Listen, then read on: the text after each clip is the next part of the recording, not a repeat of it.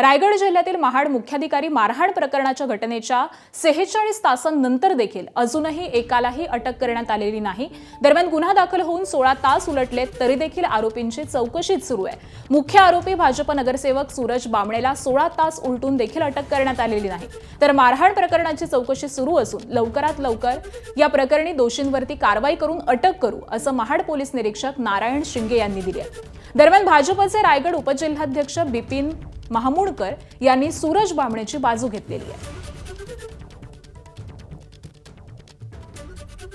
जो उद्रेक आहे तो हा पिण्याच्या पाण्याचा आहे। कालचे झालेल्या पिण्याच्या पाण्याच्या संदर्भात मुख्याधिकारी आणि नगरसेवक आमचे सूरज बामणे यांच्यात झालेली झटापट ह्याचं फार मोठं मी समर्थन करणार नाही, परंतु लोकांच्या भावना लक्षात घेऊन जर पाहिलं तर पाण्याच्यासाठी एवढं झगडावं लागतं आत्ता सुद्धा, ही दुर्दैवाची बाब आहे।